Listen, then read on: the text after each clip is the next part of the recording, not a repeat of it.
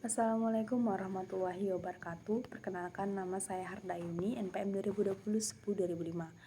Baik, di sini saya akan memaparkan materi dari kelompok 6, yaitu mengenai pengembangan instrumen dan pengumpulan data. Nah, adapun definisi dari spesifikasi instrumen.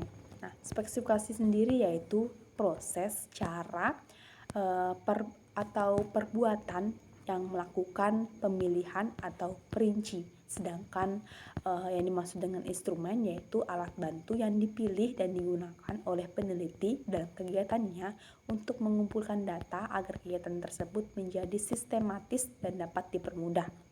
Nah, adapun jenis-jenis spesifikasi instrumen. Yang pertama, instrumen tes. Yang kedua, instrumen observasi atau lapangan atau pengamatan.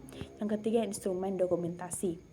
Nah, adapun langkah-langkah dari penyusunan instrumen. Yang pertama, analisis variabel penelitian. Yang kedua, menetapkan jenis instrumen yang digunakan. Yang ketiga, peneliti menyusun kisi-kisi atau layout instrumen. Nah, yang keempat, peneliti menyusun item atau pertanyaan sesuai dengan jenis instrumen dan jumlah yang telah ditetapkan dalam kisi-kisi. Yang kelima, instrumen yang sudah dibuat sebaiknya diuji coba dan digunakan untuk direvisi instrumennya. Nah, adapun pengertian dari instrumen pengumpulan data. Nah, instrumen pengumpulan data yaitu alat bantu yang dapat dipilih dan digunakan oleh peneliti dalam kegiatannya untuk mengumpulkan agar kegiatan tersebut menjadi sistematis dan dapat dipermudah olehnya. Nah, adapun langkah-langkah penyusunan instrumen. Yang pertama, revisi atau perbaikan yang berdasarkan saran dari pakar atau berdasarkan dari hasil panel. Yang bagian B, setelah konsep instrumen dianggap valid secara teoritik atau secara konseptual. Bagian C, uji coba instrumen di lapangan. Bagian D, pengujian validitas. Bagian E, berdasarkan kriteria. Nah, adapun pengertian validitas. Validitas adalah ketetapan, kebermaknaan, dan kemanfaatan dari sebuah kesimpulan yang didapatkan dari interpretasi skor teks.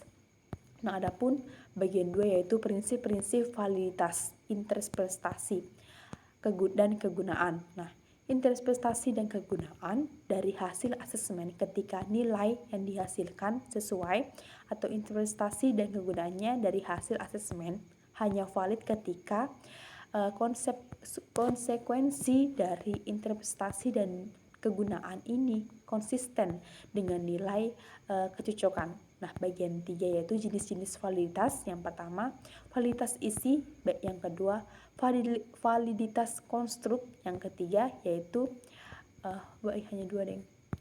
Terus yang keempat yaitu faktor-faktor yang mempengaruhi validitas. Nah, yang pertama, arahan teks yang disusun dengan makna tidak jelas sehingga dapat mengurangi validitas teks. Bagian B, kata-kata yang digunakan dalam struktur instrumen evaluasi tidak terlalu sulit. Nah, adapun analisis hasil pengujian uji validitas. Nah, yang pertama, uji reliabilitas, yang kedua, uji tarif. Nah, validitas dan reliabilitas.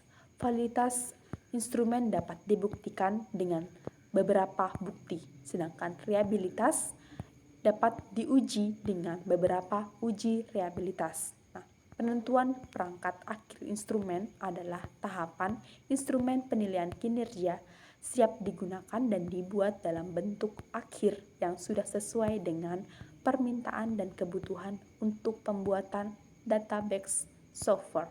Nah, pengembangan software adalah langkah kedua setelah pengembangan instrumen penilaian kinerja. Mungkin hanya itu, sekian dari saya. Wassalamualaikum warahmatullahi wabarakatuh.